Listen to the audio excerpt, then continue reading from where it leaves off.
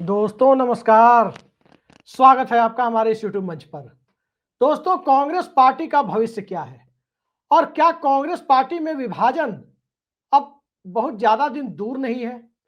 आखिर इस देश की सबसे पुरानी पार्टी, आजादी के आंदोलन को लीड करने वाली पार्टी और मौजूदा समय में जिस देश के सिस्टम को ही कांग्रेस सिस्टम कहा जाता हो, चाहे पार्टी कोई भी सत्ता में हो, सत्ता में आने के बाद उसका चरित्र ही कांग्रेसी हो जाता हो कुछ मायने में, उस देश के अंदर कांग्रेस पार्टी अब किस दिशा में है? कई लोग इसे बिहार चुनाव में खराब प्रदर्शन से देखते हैं। कई लोग इसे उत्तर भारत में मंडल राजनीति के बाद कांग्रेस पार्टी की अप्रासंगिकता से देखते हैं और कई लोग कांग्रेस पार्टी को उस नजरिए से देखते हैं जिसमें भारतीय जनता पार्टी का विकल्प बनने की संभावना अब भी बनी हुई है। याद रखिए, लोकतंत्र विकल्पहीन नहीं हो सकता।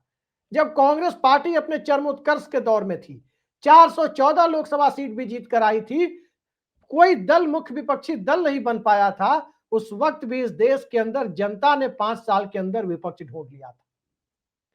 तो क्या आज की परिस्थितियों में बिहार की करारी हार को कांग्रेस के भविष्य से जोड़कर देखना उचित है?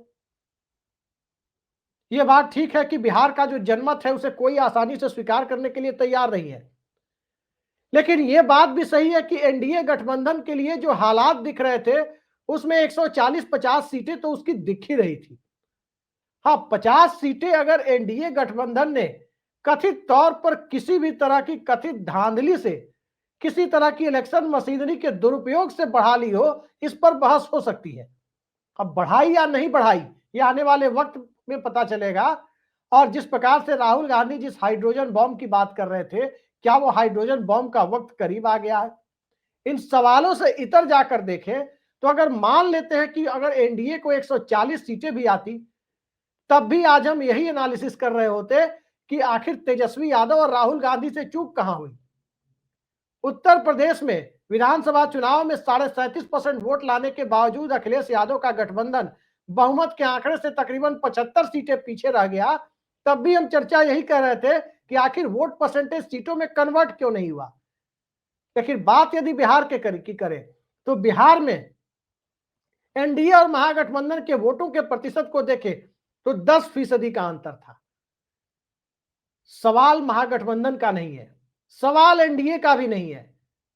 सवाल सबसे बड़ा यही है कि राहुल गांधी ने बिहार में 17 दिनों तक यात्रा की। उस यात्रा के बाद जो परिणाम निकला, क्या वो यही परिणाम है? सवाल यह है कि उत्तर प्रदेश में कांग्रेस पार्टी जिस वक्त बिहार में विदा हुई, करीब करीब उसी वक्त विदा हुई। सवाल यह है कि दिग्विजय सिंह के बाद कांग्रेस पार्टी ने मध्य प्रदेश में अपनी वैसी सत्ता क्यों नहीं कायम की?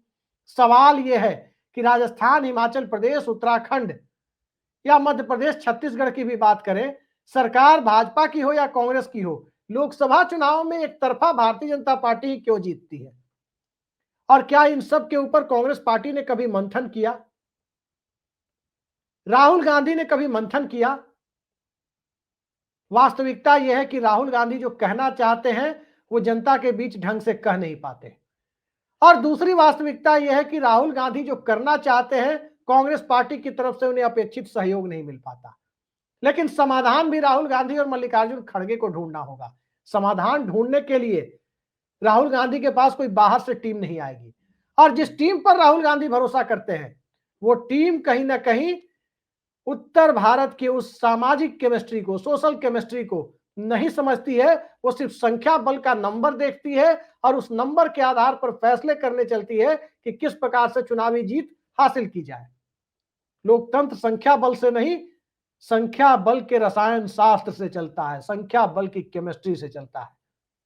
नरेंद्र मोदी ने वो केमिस्ट्री हासिल कर ली है, ये हम नहीं कह सकते, लेकिन नरेंद्र मोदी ने उत्तर भारत में विकल्पहीनता की तरफ जो जो राज्य बढ़े, उसमें भारतीय जनता पार्टी को विकल्पहीनता के दौर में मजबूरी का ही सही लेकिन विकल्प जरूर बना दिया है।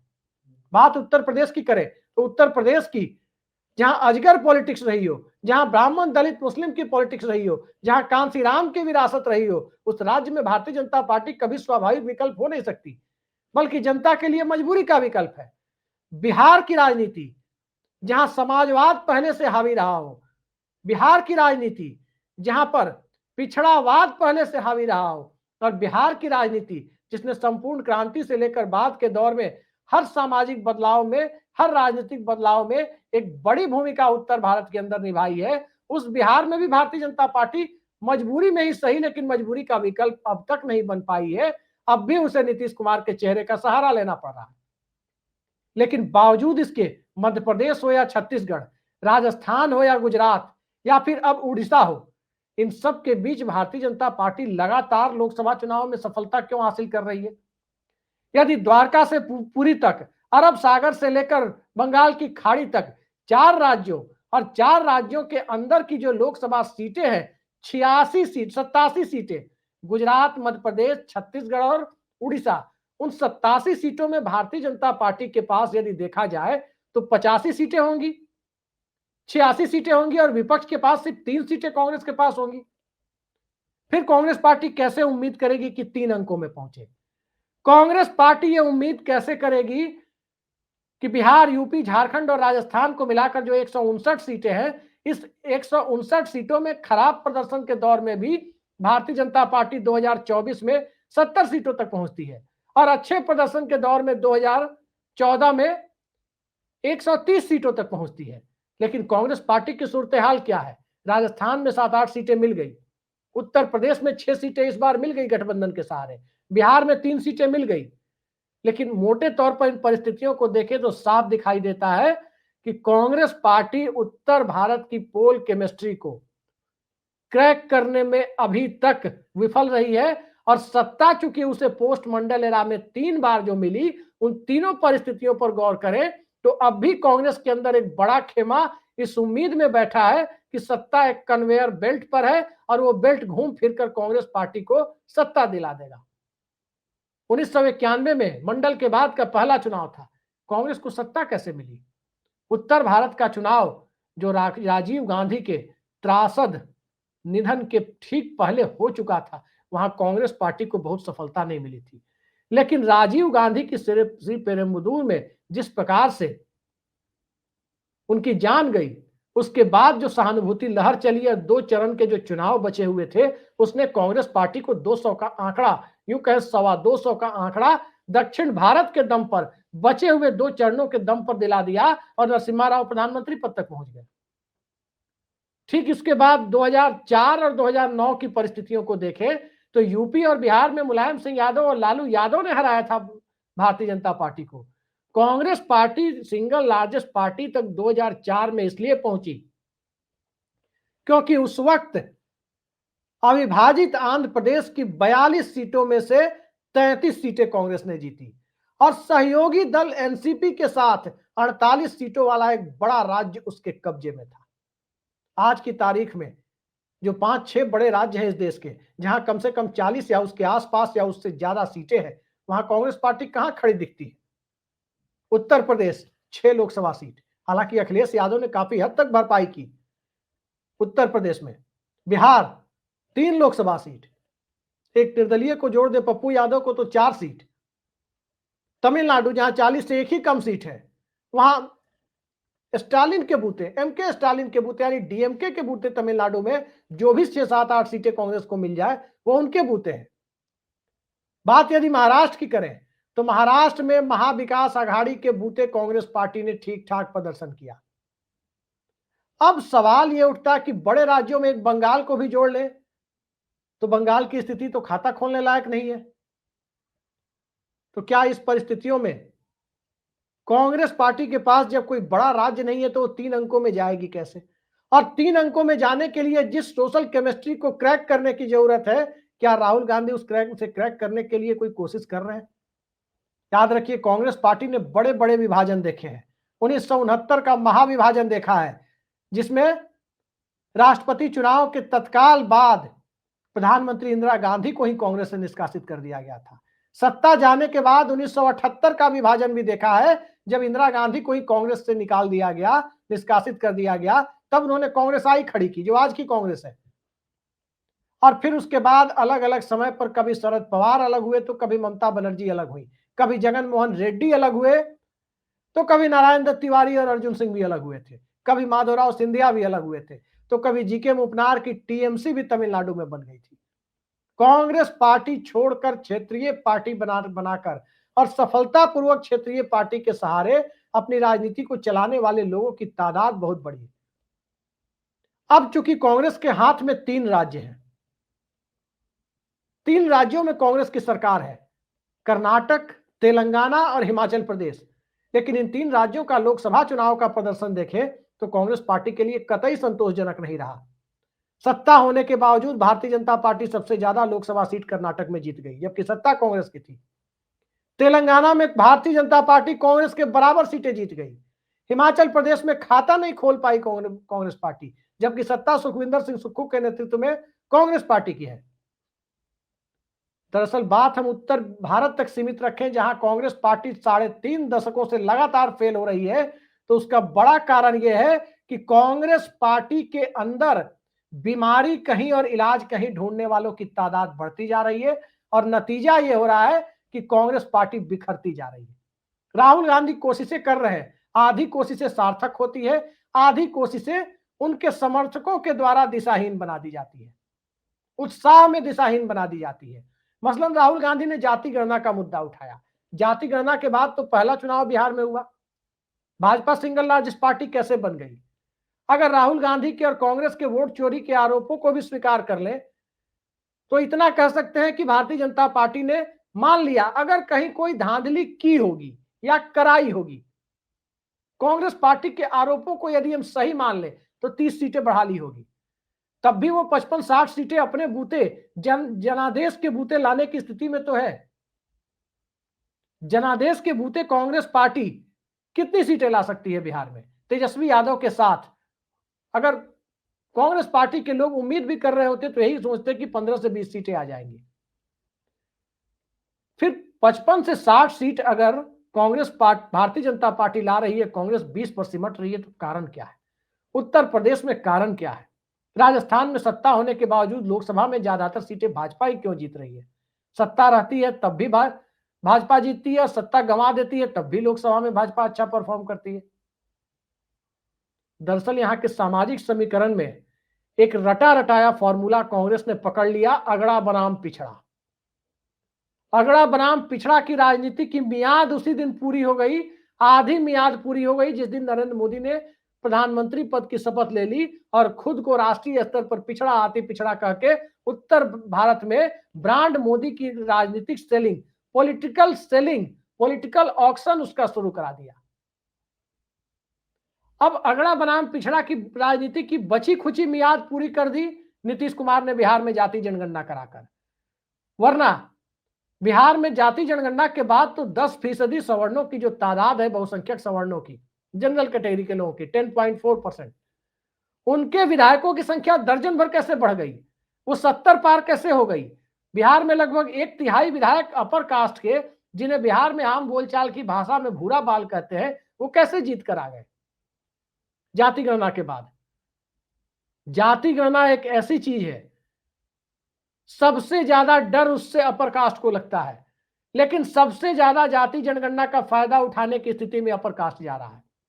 राहुल गांधी जाति जनगणना की बात करते हैं, सामाजिक न्याय की बात करते हैं, वहां तक ठीक है, लेकिन जाति जनगणना की परिस्थितियों में जिस तरह से कांग्रेस पार्टी के प्रवक्ता तो नहीं बोलते, राष्ट्रीय जनता दल की प्रवक्ता किस तरह से जातिगत भावना को टेलीविजन की डिबेट में उकेर कर लाती हैं, वो पूरा देश देखता है। और उस परिस्थिति में वोट अगर उसका खामियाजा, जौ के साथ घुन पिसने का खामियाजा कांग्रेस को उठाना पड़ता है, तो उसके लिए जिम्मेदार कौन है? अब राजद से अलग होकर कांग्रेस लड़ नहीं सकती, क्योंकि बिहार में कोई भी विपक्षी पार्टी जो भाजपा के खिलाफ लड़ रही हो, 14% यादव वोट जो लालू यादव के साथ इंटैक्ट बताया जाता है, उस वोट का रिस्क उठाकर चुनाव नहीं लड़ सकता, और लड़ने की सोचता है तो ये और बड़ी राजनीतिक बेवकूफी हो सकती है। लेकिन लालू यादव की पार्टी के साथ रहकर चुनाव लड़ना और सामाजिक सामंजस्य की बातें करने से चूक जाना, यही दरअसल सबसे बड़ी असफलता पूरे विपक्ष की भी है और विपक्ष के साथ साथ कांग्रेस पार्टी की भी है। आखिर नीतीश कुमार भाजपा के साथ होते हैं, फिर भी कुछ हद तक मुसलमानों के वोट कैसे ले लेते हैं?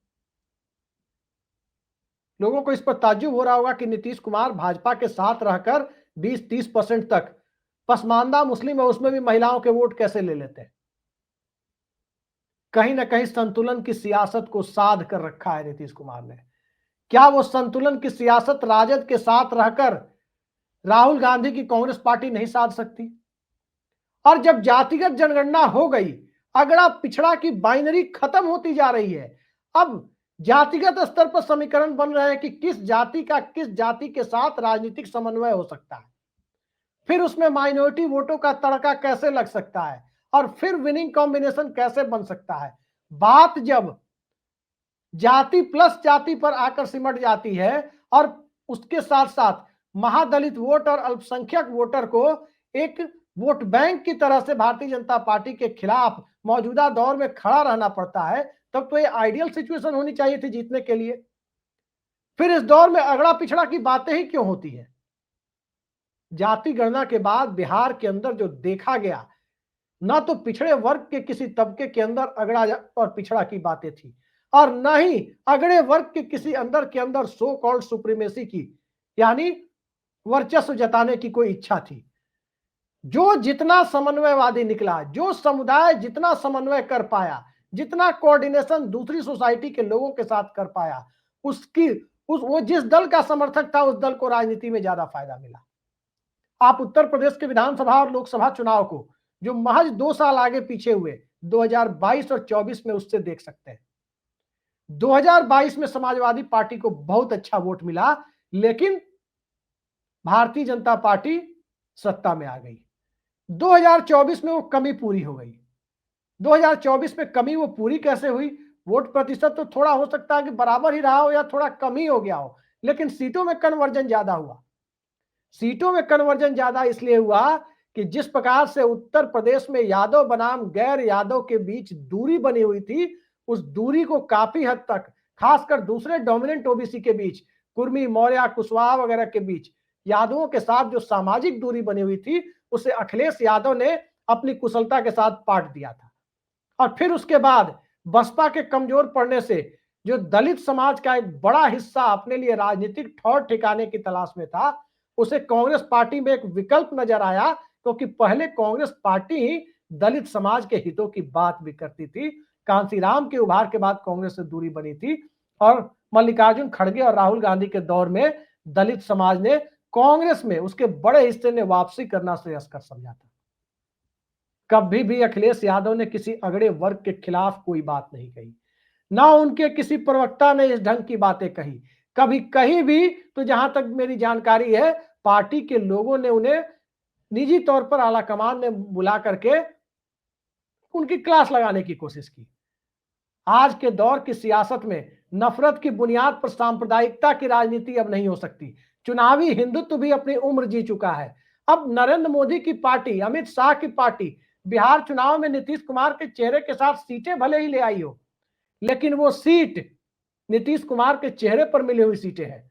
वही सीट अब उत्तर प्रदेश में योगी आदित्यनाथ के चेहरे पर नहीं आने वाली है, क्योंकि चुनावी हिंदुत्व का उभार, उसका पीक अब जनता देख चुकी है। और जाति जनगणना की बात जो राहुल गांधी करते हैं, बिल्कुल ठीक करते हैं, लेकिन जाति जनगणना के साथ जो राहुल गांधी दूसरी बातें कहते हैं, और खास करके जब आधी क्लिप आज के दौर में चलाई जाती है, तो उन बातों का अर्थ अलग निकलता है।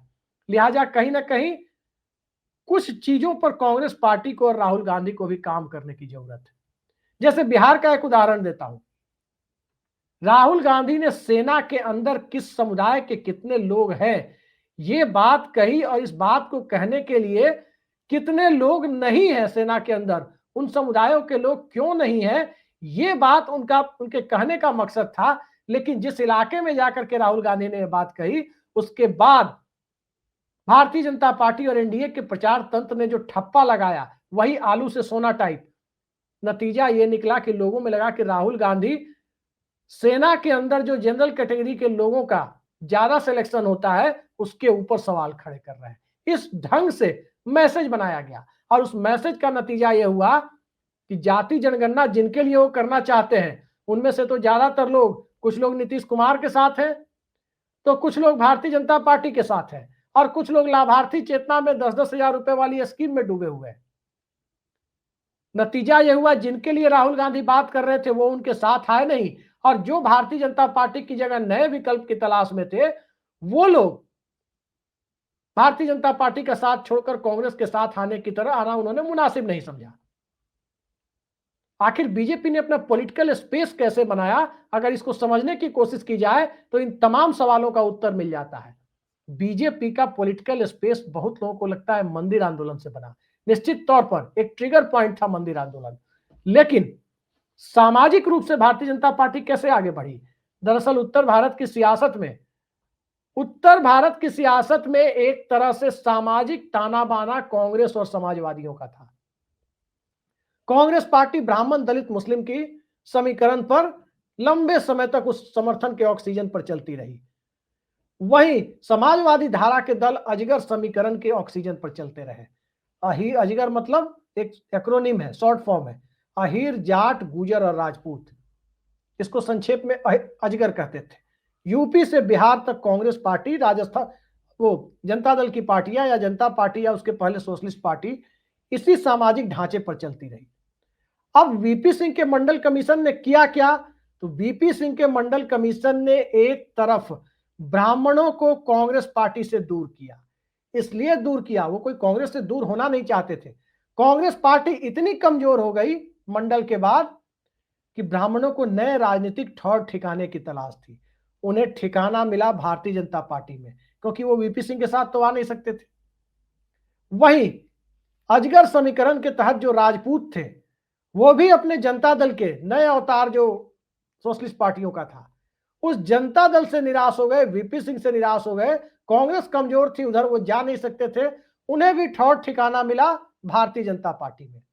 और जब ठौर ठिकाना भारतीय जनता पार्टी में दोनों समुदायों को मिला, उसके बाद बीजेपी ने अटल बिहारी वाजपेयी को चेहरा बना दिया, भैरव सिंह शेखावत को चेहरा बना दिया, बाद के दौर में राजनाथ सिंह को चेहरा बना दिया, और संघ ने भी उसी दौर में प्रोफेसर राजेंद्र सिंह उर्फ रज्जू भैया को उत्तर भारत से आने वाला पहला सरसंघचालक बना दिया। तो इस तरह की परिस्थितियों के बीच में बीजेपी ने अपने लिए, जिसे कभी कहा जाता था कि बनियों की यानी वैश्य समुदाय की पार्टी है जनसंघ या उसकी अवतार भाजपा, उसने अपना सामाजिक विस्तार, जिसे कांसीराम, तिलक, तराजू और तलवार की बात करते थे, वहां तक लाकर छोड़ दिया। उन सबको एक तमाम इन्फ्लुएंसर कम्युनिटी, चाहे वो क्षत्रिय हो, चाहे वो ब्राह्मण हो, पृष्ठ क्लास हो, चाहे वो वैश्य समुदाय हो, इन तीनों इन्फ्लुएंसर कम्युनिटी को, प्रभाव डालने वाले समुदायों को, जो ग्रामीण स्तर से लेकर छोटे कस्बों और छोटे शहरों तक, अर्बन और सब अर्बन एरियाज तक इन्फ्लुएंसर का काम करते हैं, उनको अपने पाले में जोड़ा। आज की तारीख में जो राजनीति कांग्रेस पार्टी कर रही है या जो उससे कराने की कोशिश हो रही है, उससे समाज में यही मैसेज जाता है कि इन तीनों को कांग्रेस पार्टी ने एकदम छोड़ दिया है। और सबसे बड़ी और कड़वी सच्चाई यही है कि जब मंडल का तिलिस्म टूट गया, जब कमंडल का तिलिस्म टूटता जा रहा है, उस दौर में कोई भी पॉलिटिकल पार्टी यदि तिलक, तराजू और तलवार में से एक सामाजिक समूह को, यानी ब्राह्मण, क्षत्रिय या वैश्य, इसमें से एक सामाजिक समूह को भाजपा के फोल्ड से तोड़कर कांग्रेस के फोल्ड में लाने का प्रयास नहीं किया, अगर नहीं ला पाई, तो फिर वो इस देश के अंदर दिल्ली में सिंगल लार्जेस्ट पार्टी बन के आने का सपना छोड़ दे, आज के दौर में वो करने का सपना छोड़ दे। कांग्रेस पार्टी ये कर क्यों नहीं पा रही है? ये सवाल उतना बड़ा नहीं है जितना बड़ा सवाल ये है कि कांग्रेस पार्टी को ये करने से रोक कौन रहा है? राहुल गांधी तो नहीं रोक रहे हैं। राहुल गांधी जाति गणना की जो बातें करते हैं, बिहार ने दिखा दिया कि उसका फायदा जनरल कैटेगरी के, अपर कास्ट के लोगों को ही ज्यादा मिल रहा है, और मांग पिछले वर्ग के लोग कर रहे हैं, पिछड़े वर्ग के लोग, फायदा अपर कास्ट को मिल रहा है। तो राहुल गांधी जो करना चाहते हैं, उनकी बातें अगर गलत ढंग से लोगों तक पहुंच रही है, तो कहीं ना कहीं कांग्रेस पार्टी में स्ट्रक्चरल प्रॉब्लम है, बड़ी दिक्कतें हैं। क्लास पॉलिटिक्स का इस देश में एंड हो गया। पहले क्लास पॉलिटिक्स इस देश के अंदर कौन करते थे? कम्युनिस्ट पार्टियों के लोग बुर्जुआ और प्रोलिटेरिएट की बात करते थे, सर्वहारा की बात करते थे, साधन संपन्न यानी हैव्स और हैव नॉट्स की बातें करते थे। कास्ट पॉलिटिक्स के पूरे क्लास डिफिनेशन को हिंदी भाषी भारत में बदलने का काम वीपी सिंह ने किया मंडल के साथ, जब उन्होंने अगड़ा बनाम पिछड़ा दो ऐसे क्लास लाए जिसमें कम्युनिस्ट पार्टियां जो सिर्फ किताबों और यूनिवर्सिटियों तक हिंदी भाषी भारत में कहती थी या मिल मालिकों और मजदूरों के बीच कहती थी, बुर्जुआ और प्रोलिटेरिएट की बात, वो सारी चीजें हवा होती चली गई और इन सब के बीच भूमंडलीकरण भी आ गया, ग्लोबलाइजेशन, राव मनमोहन की आर्थिक नीति, जिसने हिंदी भाषी भारत को इस देश के अंदर क्षेत्रीय असंतुलन के एक नेगेटिव पैरामीटर को बनाने पर मजबूर कर दिया। इसके लिए नरसिम्हा राव या मनमोहन सिंह जिम्मेदार नहीं थे, इन इलाके की राज्य सरकारें उस बदलाव को नहीं पढ़ पाई, वो ज्यादा जिम्मेदार थी। लेकिन उसका सामाजिक असर यह हुआ कि कोई नेता गुजरात मॉडल दिखाकर दिल्ली में और पूरे देश में वोट लेने चला और वोट लेकर के आ गया, जबकि उस गुजरात मॉडल की हकीकत आप देखेंगे तो उससे ज्यादा स्याह मॉडल आपको इस देश के अंदर दिखेगा नहीं। सवाल यह है कि जनता के बीच इनको लेकर जाएगा कौन? कांग्रेस पार्टी को जाना है। सवाल यह है कि कांग्रेस पार्टी जाएगी कैसे? तभी जा सकती है जब इन्फ्लुएंसर कम्युनिटी, जिसे उत्तर भारत में तिलक तराजू या तलवार कहते हैं, यानी क्षत्रिय ब्राह्मण और वैश्य समुदाय से संबोधित करते हैं, उसका कोई एक समुदाय भारत की कास्ट आधारित राजनीति में जाति आधारित जब हो चुकी है क्लास की जगह राजनीति, उसमें आकर कांग्रेस के पक्ष में खड़ा नहीं होगा।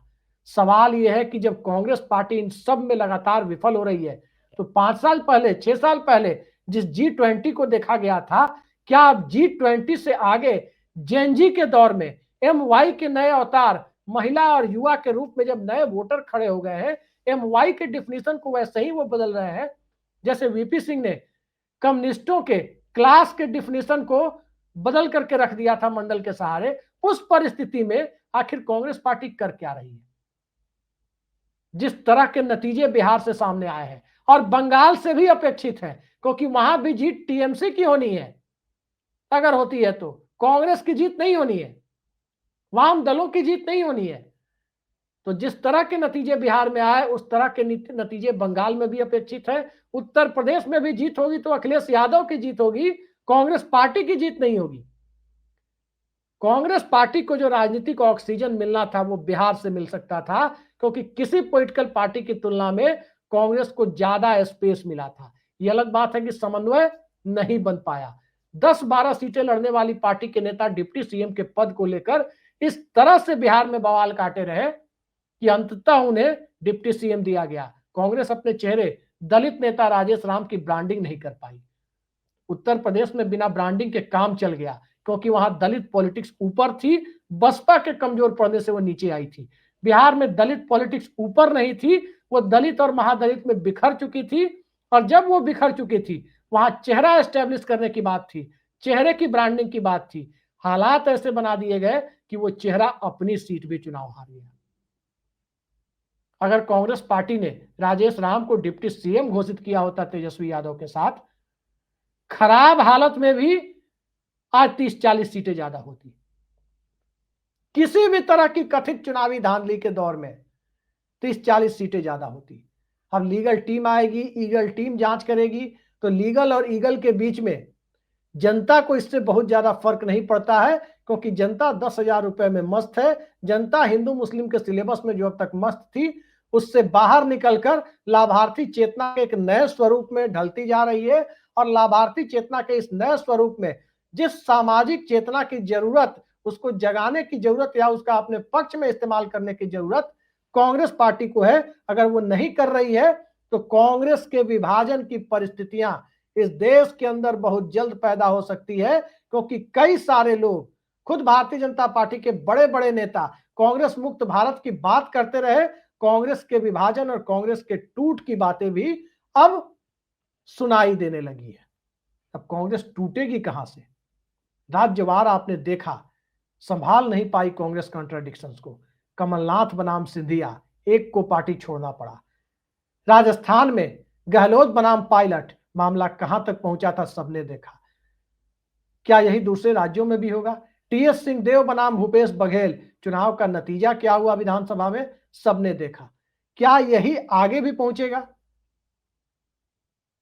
या जो पुरानी कहावत एक कही जाती है कि politics is an art of balancing contradictions, राजनीति असंतुलन को साधने की कला का नाम है।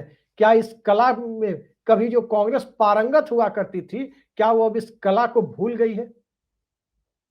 जैसे इंडियन हॉकी ड्रिबलिंग का जादू भूल गई भारत की हॉकी टीम, उसी तरह से कांग्रेस पार्टी असंतुलन को साधने की कला को भूल चुकी है।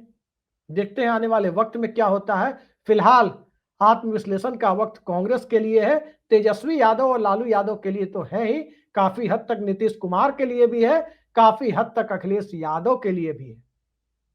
आने वाला वक्त नए तरह की परिस्थितियों को पैदा करेगा और फिर इसमें प्रशांत किशोर और अरविंद केजरीवाल जैसे खिलाड़ियों की एंट्री होती हुई भी दिखाई दे तो आश्चर्य नहीं होना चाहिए। आज के लिए इतना ही। नमस्कार।